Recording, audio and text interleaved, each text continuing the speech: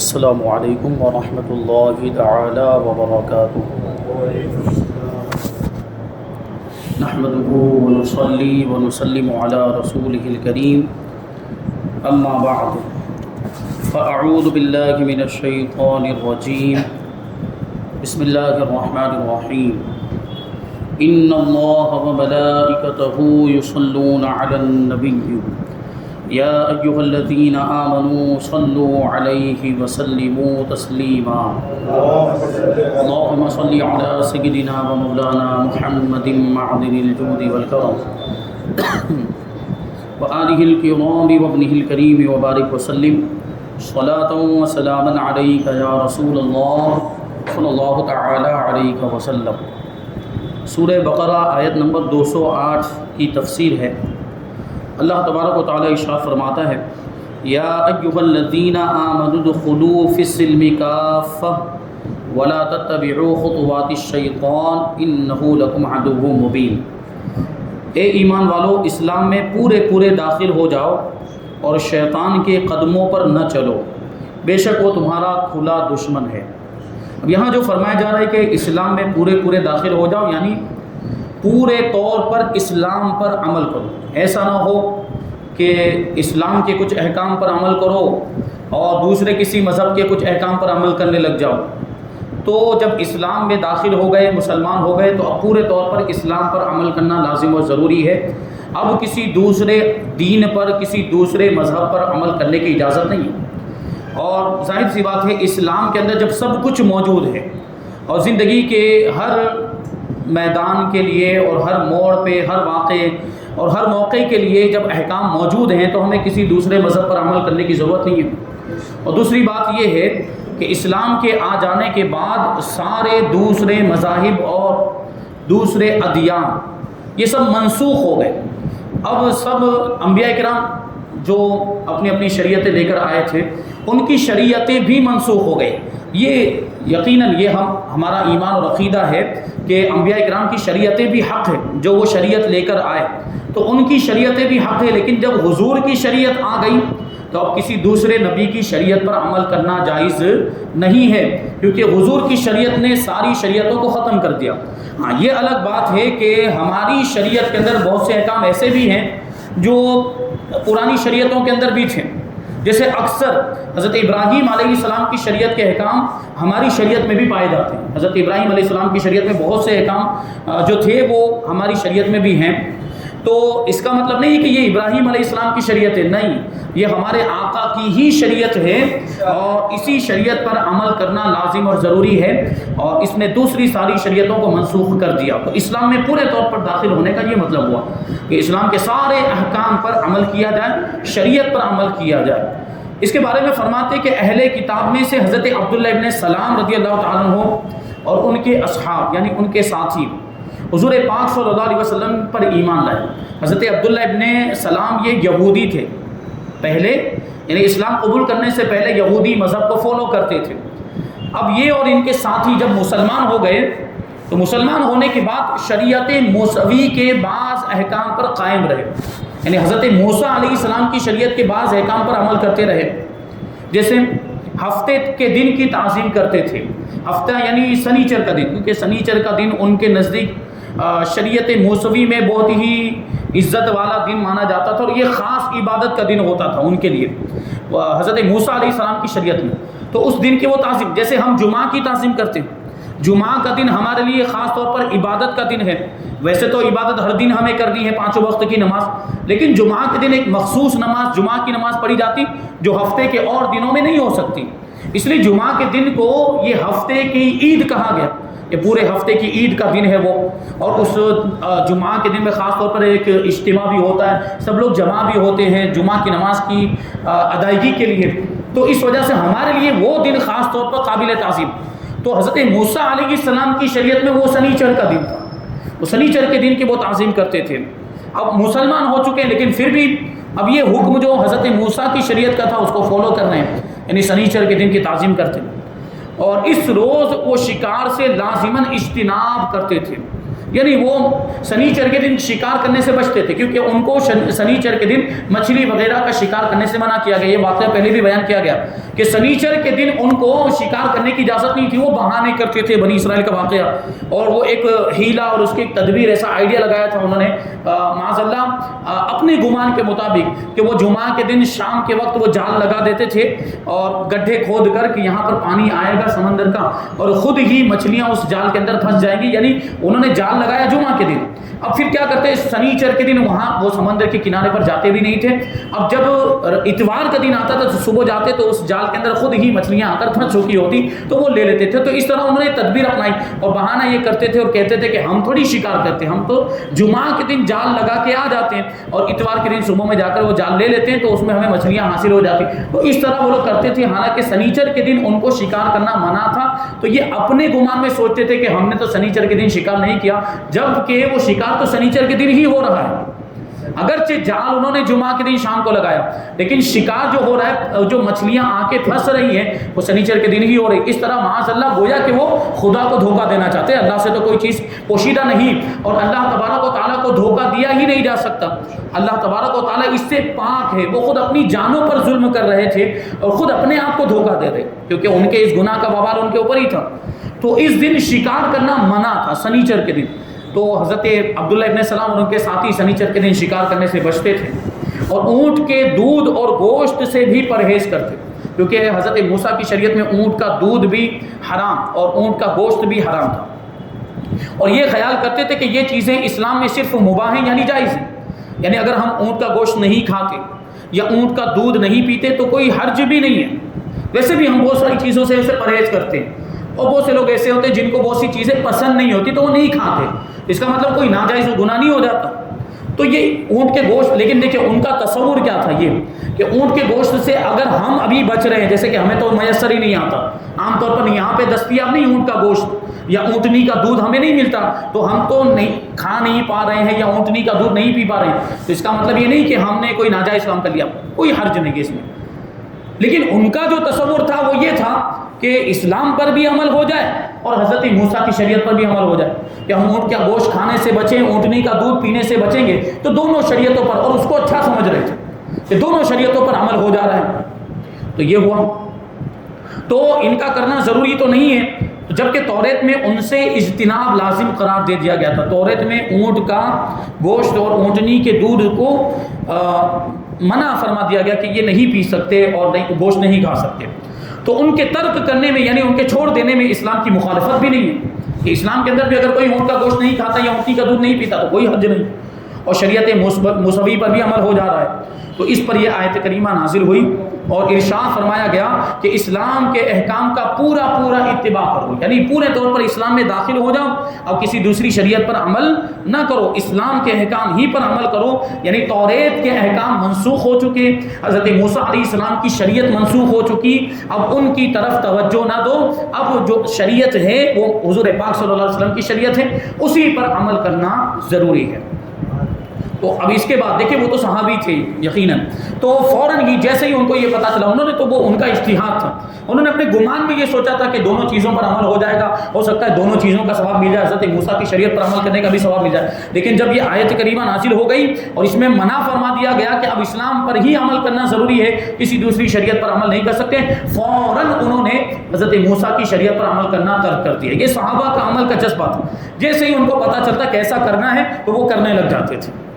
یاد رکھیں کہ داڑھی منڈانا، مشرکوں کو جیسا لباس پہننا، اپنی معاشرت بے دینوں جیسی بنا لینا، یعنی رہن سہن، اپنی زندگی گزارنے کا طریقہ یہ بے دینوں جیسا کر لینا، یعنی جو گمراہ ہیں، جو کافر ہیں اور جو دوسری قوموں سے تعلق رکھنے والے ان کے جیسا رہن سہن اختیار کرنا، یہ سب ایمان کی کمزوری کی علامت ہے۔ ہمیں اسلام نے سب چیزوں کے طریقے بتا دیے، کیسا لباس ہونا چاہیے، کیسا رہن سہن کا طریقہ ہونا چاہیے، سب کچھ جب ہمیں بتایا ہے تو ہمیں اس کے مطابق چلنا چاہیے کہ غیروں کے مطابق چلیں گے اب نہیں۔ ہمارے اسلام میں جب سب کچھ موجود ہے اور ہر چیز کی رہنمائی موجود ہے تو ہمیں اپنے اسلام کے مطابق عمل کرنا ہے، اس سے بہتر تو کوئی مذہب ہو ہی نہیں سکتا۔ لیکن اس کے باوجود، اتنا پیارا مذہب ہونے کے باوجود ہم دوسروں کے مذہب کو فالو کر رہے ہیں اور دوسروں کے طور طریقے کو اپنا رہے ہیں اور اسی میں کامیابی سمجھ، جبکہ حقیقی کامیابی تو اسلام پر عمل کرنے میں، اور اسلام میں کسی طرح کی کوئی بھی کمی نہیں، اسلام ایک مکمل اور کامل مذہب ہے. اللہ تبارک و تعالیٰ نے ایسا پیارا مذہب ہمیں عطا فرمایا, تو اس کے باوجود بھی اگر کوئی اسلام کے طریقوں کو, پیاری سنتوں کو, حضور کی پیاری سنتوں کو, شریعت کے احکام کو چھوڑ کر اب دوسرے لوگوں کے طریقوں کو اپنائیں, انگریزوں کے طریقے اپناتے ہیں, انگریزوں کو جیسا لباس, بے دین و بزم و غیر قوم غیر مسلموں کے طریقے اپنا لیتے ہیں. خاص طور پر ہماری تقریبات میں وہ غیر مسلموں کے کتنے رسم و رواج, ہندوؤں کے رسم و رواج آ گئے. ہمارے شادی کی تقریب میں خاص طور پر بہت ساری ایسی چیزیں ہیں جو ہندوؤں سے آ گئی اور ہم نے اس کو لازم اور ضروری سمجھ لیا. تو ہمیں کیا ضرورت ہے ان کے طریقوں پر عمل کرنے کی, جب ہمارے پاس اسلام جیسا پیارا مذہب موجود ہے.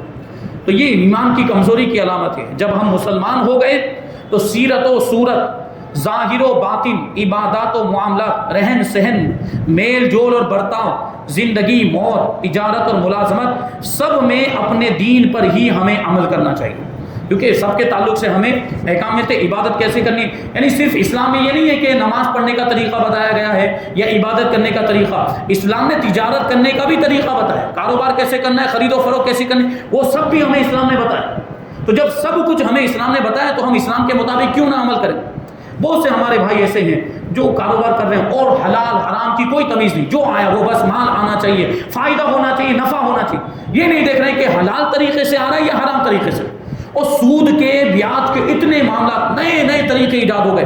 اب دیکھیں غیر لوگ یہ طریقے ایجاد کرتے ہیں.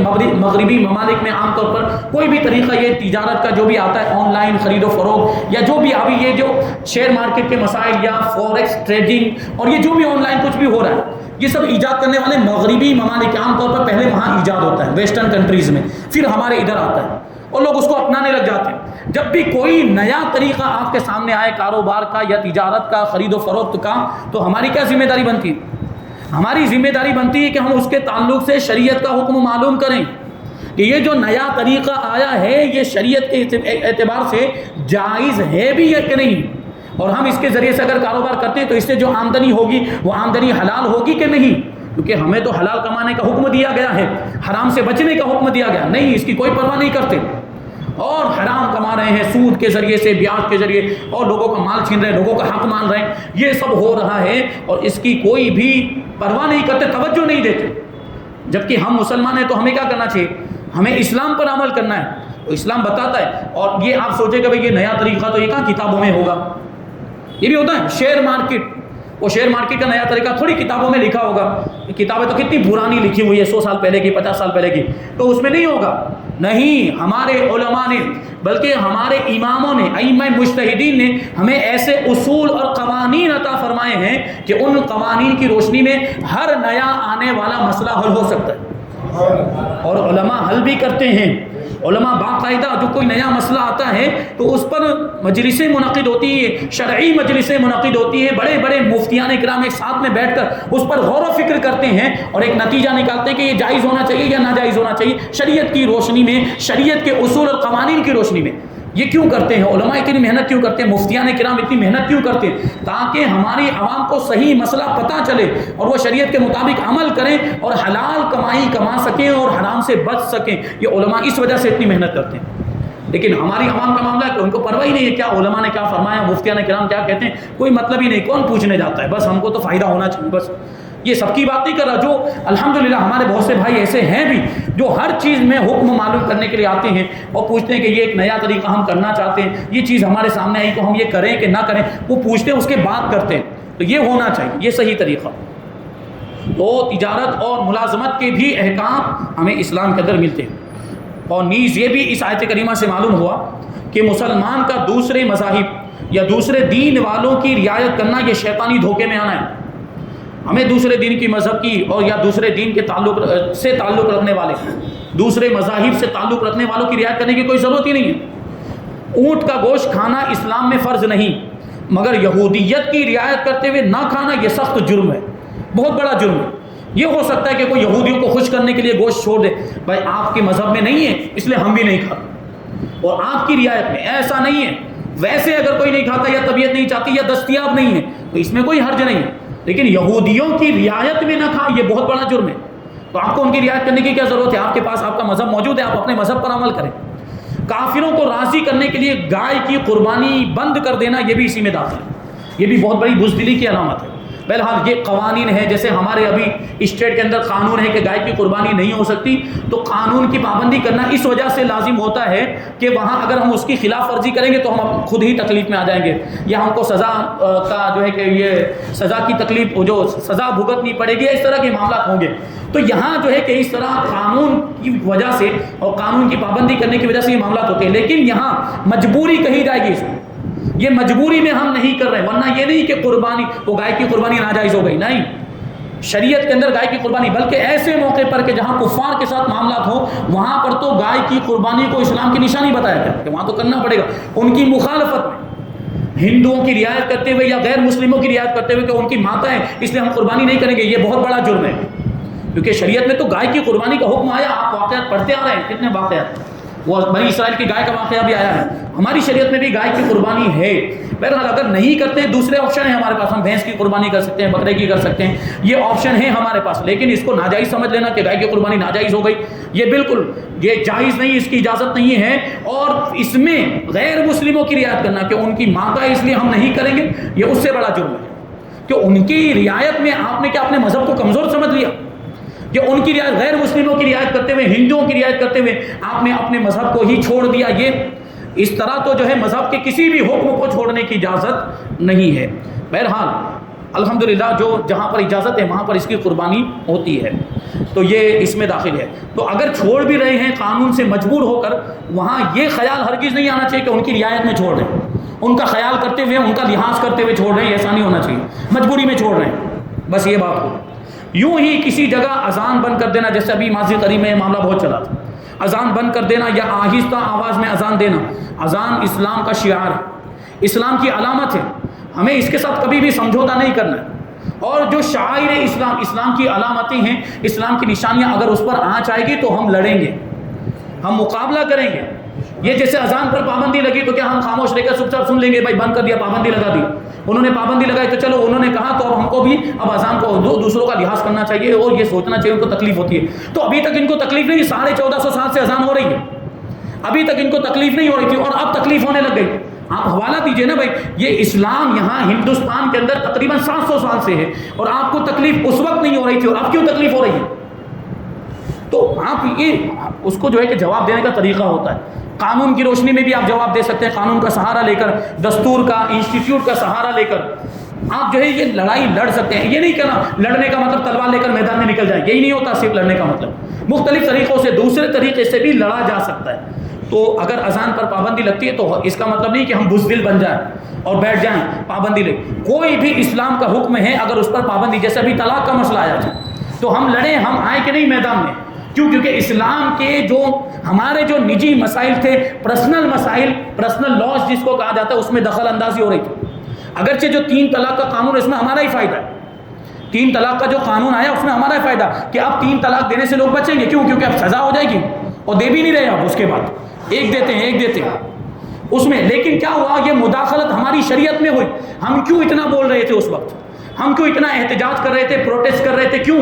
جبکہ ہمارے موافق بات ہو رہی تھی، 3 طلاق پہ پابندی لگ رہی تھی، کہ ہمارا فائدہ ہو رہا تھا کہ 3 طلاق کے معاملات کم ہو جائیں گے، بند ہو جائیں گے، یا لوگ 3 طلاق دینے میں اب ڈریں گے، تو یہ تو ہمارے لیے اچھی بات، کیونکہ شریعت میں بھی تو 3 طلاق کو پورا سمجھا گیا۔ لیکن ہو کیا رہا تھا، وہ شریعت میں مداخلت، تم کو بولنے کی اجازت ہی نہیں، یہ ہمارا مذہب، ہم دیکھیں گے، اسلام ہمارا مذہب ہے، ہم دیکھیں گے کیا کرنا ہے کیا نہیں کرنا، یہ ہمارے نجی مسائل، ہمارے پرسنل مسائل، تم کو بولنے کا کوئی حق نہیں۔ اور یہ تو دستور میں بھی لکھا ہوا ہے، ہمارے ہندوستان کے دستور میں، کانسٹیٹیوشن کے اندر بھی لکھا ہوا ہے کہ جو بھی مذہب کے ماننے والے، ان کے کچھ ایسے پرسنل مسائل ہیں اس پر ان کو آزادی کے ساتھ عمل کرنے کی اجازت، اور اس میں گورنمنٹ دخل اندازی نہیں کرے گی، یہ لکھا ہوا ہے، آپ جو جانکار ہیں ان سے معلومات حاصل کر سکتے ہیں۔ تو یہ لکھا، اس کے باوجود انہوں نے دخل اندازی کی، اور یہ شریعت کے مسئلے کے اندر وہ اس کو لے کر کورٹ میں پہنچ گئے، گورنمنٹ میں۔ اور یہ بھی دیکھیں ہماری ہی کوتاہی ہے، یہ مسئلہ، یہ جو بھی مسائل ہمارے نجی اور پرسنل مسائل ہیں، اس کو ہمیں خود ہی حل کرنا چاہیے تھا۔ طلاق کے مسائل، میراث کے مسائل، نکاح کے مسائل اور اس طرح کے بہت سے دوسرے مسائل ہیں، وہ ہمیں خود ہی اپنے مفتیان کرام کی بارگاہ میں جا کر، علماء کرام کی بارگاہ میں، یہ دارالافتاء کیوں قائم کیے جاتے ہیں؟ تاکہ آپ ایسے مسئلے لے کر وہاں پہنچے، وہاں سے حل کروائیں۔ یہ ہم کو کچہری میں، کورٹ میں لے جانے کی ضرورت ہی نہیں، یہ مسئلے وہاں پہنچتے ہیں تو گڑبڑ ہوتی ہے، یہ آپ کورٹ میں لے کر جاتے, طلاق کے مسئلے کورٹ میں پہنچ جاتے, عام طور پر اب یہ ہو رہا ہے, اور کیا سمجھ لیتے کہ جب تک وہ کورٹ سے لکھوائیں گے نہیں وہاں تک طلاق نہیں ہوگی. یہ بات, ارے شریعت الفاظ کا اعتبار کرتی ہے, آپ نے زبان سے بول دیا ہو گئی, اب وہ کاغذ لکھا ہو کہ نہ لکھا ہو طلاق ہو گئی. اب وہ ضروری سمجھتے ہیں کورٹ سے جب تک وہ لکھوائیں گے نہیں, وہ جب تک انٹری نہیں ہوگی وہاں تک طلاق نہیں ہوگی. یہ غلط سوچ. تو شریعت کے مطابق ہمیں عمل کرنا ہے, شریعت کے مطابق کہ شریعت ہمیں کیا کہتی ہے, علماء کیا بتاتے ہیں, مفتیان کرام کیا بتاتے ہیں. تو یہ مسئلہ گیا تھا کورٹ میں, اسی وجہ سے گڑبڑ ہوئی, اسی وجہ سے ان کو موقع مل گیا کہ وہ انصاف مانگنے کے لیے آئی تھی, تو ہم اس کو انصاف کیوں نہیں دلاتے. یہ اس طرح وہ دیکھیے عورتوں کے مسائل کو عام طور پر اٹھایا جاتا ہے اور عورتوں کے مسائل کے ذریعے اسلام پر اعتراض کیا جاتا ہے معاذ اللہ. اور وہاں ایک بنیادی اعتراض کیا ہوا غیروں کی طرف سے کہ شریعت نے اسلام کے اندر شوہر کو اختیار دیا گیا طلاق کا اور بیوی کو کوئی اختیار نہیں ہے. اب یوں ظاہری طور پہ اوپر سے دیکھیں تو آپ کو بھی لگے گا ہاں ایسا تو ہے کہ طلاق دینے کا اختیار صرف شوہر کو ہے, بیوی کو کوئی اختیار نہیں. تو اب وہ کیا کہتے ہیں, یہ تو عورت کی آزادی کو چھیننا ہو گیا, یہ تو عورت کو مجبور کر دیا گیا اسلام کے اندر. یہ ہے. تو آپ کے ذہن میں بھی کبھی ایسا کوئی سوال آئے نا تو آپ اپنے مذہب کو کمزور مت سمجھنا, آپ کبھی بھی اسلام کو کمزور مت سمجھنا, اپنے علماء سے رابطہ کیجیے. آپ مفتیان کرام کی یہ سوال آیا, یہ اعتراض آیا, تو اس کا جواب کیا, کبھی بھی آپ اپنے مذہب کو کمزور نہ سمجھیں, اپنے عقیدے کو کمزور نہ سمجھیں. علماء نے بتایا, علماء نے اس کا جواب دیا کہ شوہر کے پاس ایک ہی آپشن ہے طلاق, جبکہ بیوی کے پاس 3 آپشن ہیں. یہ بتائیں گے تب پتہ چلے گا. بیوی کے پاس نکاح ختم کرنے کے اور شوہر سے آزاد ہونے کے 3 طریقے, جبکہ شوہر کے پاس ایک ہی ہے. تو بتائیے زیادہ اختیار کس کو دیا گیا, زیادہ اختیار عورت کو دیا گیا. ایک ہے تفویض طلاق, یعنی بیوی کو اگر ایسا کچھ خطرہ لگتا ہے کہ بعد میں جا کے معاملات گڑبڑ ہوں گے, شوہر ظلم کرے گا یا کچھ ایسی چیز ہوگی, تو وہ نکاح ہوتے وقت ہی شرط لگا لے کہ میں جب چاہوں گی اپنے آپ کو طلاق دے لوں گی, اور شوہر اس کو قبول کر لے. تو اب بیوی اپنے آپ کو طلاق دے سکتی ہے. یہ تفویض طلاق کا حکم ہے شریعت کے اندر, ہماری شریعت کے اندر, ہماری کتابوں میں لکھا ہوا, لیکن وہ نہیں بیان کرے. کیوں؟ کیونکہ ان کو تو اسلام پر اعتراض کرنا ہے, وہ اسلام کو کمزور ثابت کرنا ہے, جبکہ اسلام کمزور نہیں ہے. یہ ایک ہو گیا تفویض طلاق. اچھا, اب کبھی جو ہے دوسرے معاملات ہو جاتے ہیں تو یہ چیز ہے کہ بھائی طلاق دے نہیں رہا ہے, شوہر طلاق نہیں دے رہا ہے, یا جو ہے کہ کوئی دوسری مسائل جیسے کہ شوہر اس کا خرچہ نہیں دے رہا ہے, تو یہاں بھی مجبوری والی بات آتی ہے کہ شوہر طلاق بھی نہیں دے رہا ہے اور حقوق بھی ادا نہیں کر رہا ہے. تو اس میں شریعت اجازت دیتی ہے کہ وہ قاضی کی بارگاہ میں جائے, قاضی شرع کی بارگاہ میں جائے, اور قاضی شرع نہ ہو تو جو شہر کا سب سے بڑا مفتی ہو اس کی بارگاہ میں جائے, اور اس کی بارگاہ میں عریضہ پیش کرے کہ میرا شوہر حقوق بھی ادا نہیں کر رہا ہے اور طلاق بھی نہیں دے رہا, تو میں کیا کروں, میں تو مجبور ہو گئی. تو اس میں شریعت قاضی کو اختیار دیتی کہ وہ تحقیق کرے گا پہلے تو, کیونکہ جھوٹ بھی ہو سکتا ہے معاملہ, تو معاملے کی تحقیق کرے کہ یہ واقعی سچ کہہ رہی. جب یہ بات ثابت ہو جائے تو قاضی کو نکاح فسخ کرنے کا بھی اختیار ہے. وہ قاضی نکاح کو ختم کر دے گا. دیکھیں شوہر نے طلاق نہیں دی لیکن پھر بھی نکاح ختم ہو گیا, اور یہ نکاح فسخ کرنا یہ ایک طلاق بائن کے حکم میں ہوگا. طلاق بائن کا کیا مطلب ہوتا ہے, اس کے بعد اب رجوع نہیں ہو سکتا. اب اس کے بعد اگر وہ بیوی کو رکھنا چاہتا ہے تو نیا نکاح کرنا پڑے گا. کیوں؟ کیونکہ اگر یہ رجعت والی طلاق ہوتی, رجوع والی طلاق ہوتی, تو وہ قاضی کے فسخ کرنے کا کوئی مطلب نہیں, وہ پھر سے رجوع کر لیتا, تو پھر سے مجبور ہو جاتی ہو اور پھر سے اس کی قید میں آ جاتی. تو یہ اسلام نے اس کو آزاد ہونے کا یہ طریقہ دیا. اور بھی بہت سارے طریقے ہیں, جیسے کبھی ایسا ہوتا ہے کہ شوہر گم ہو گیا, شوہر کھو گیا, اس کا کوئی پتہ نہیں, لاپتہ ہو گیا شوہر, تو ایسے میں بیوی کیا کرے, کیا انتظار کرتی رہے گی؟ وہ شریعت نے اس میں بھی وہاں بھی اس کی رعایت کی ہے, اس کا لحاظ کیا, اس کے لیے بھی احکام موجود ہیں کہ وہ کیا کرے گی. وہ قاضی کے پاس, قاضی اس کو 5 سال کا ٹائم دے گا اور اس میں وہ تحقیق کرے گا. کبھی ایسا بھی ہو سکتا ہے کہ وہ نوجوان ہے, عورت جو ہے وہ نوجوان, اس کے گناہوں میں مبتلا ہونے کا اندیشہ ہے, قاضی اس چیز کو اگر محسوس کرے تو وہ فوراً بھی نکاح ختم کر سکتا ہے. یہ سب آپشن عورت کے لیے. سوچیں آپ, اتنے سارے آپشن عورت, جبکہ مرد کے پاس ایک ہی آپشن, وہ ہے طلاق. یہ سب چیزیں ہمیں بتانی پڑے گی, لوگوں تک پہنچانی پڑے گی. تو یہ اسلام ہے ہمارا, بہت ہی پیارا مذہب ہے اور سب سے بہترین مذہب, اور اس کے تعلق سے کبھی بھی کسی بھی طرح کے شک میں آپ کو مبتلا نہیں ہونا. اگر کوئی ایسی بات غیروں کی طرف سے آتی بھی ہے تو ہم اپنے علماء سے رابطہ کر کے اس کا جواب حاصل کریں, تسلی حاصل کریں کہ یہ کیا چیز ہے. تو بہرحال یہ اذان کے معاملات, اذان آہستہ کر دینا غیروں کی رعایت کرتے ہوئے, یہ بھی سب اسی میں داخل, کہ اسلام میں پورے طور پر داخل ہو جاؤ تو اسلام میں اسلام کے احکام پر عمل بھی کرنا ہے اور پھر شریعت کو بچانا بھی ہے. یہ بھی اس میں داخل ہے کہ شریعت پر اگر کبھی آنچ آئے گی تو ہم اس کے لیے میدان میں آئیں گے, اس کے لیے لڑیں گے, مقابلہ کریں گے. لڑنے کا مطلب میں نے آپ کو بتا دیا, تلوار سے لڑنا ہی مراد نہیں ہے. وہ مختلف طریقوں سے لڑا جا سکتا ہے۔ بہرحال یہاں پر آیت نمبر 208 کی تفسیر مکمل ہوئی۔ اب اس کے بعد 209 کی تفسیر ہم انشاءاللہ آئندہ درس میں شامل کریں گے۔ اللہ تبارک و تعالیٰ کی بارگاہ میں دعا ہے کہ جو کچھ بھی بیان ہوا اس پر ہم سب کو عمل کرنے کی توفیق عطا فرمائے۔ وما علینا الا البلاغ۔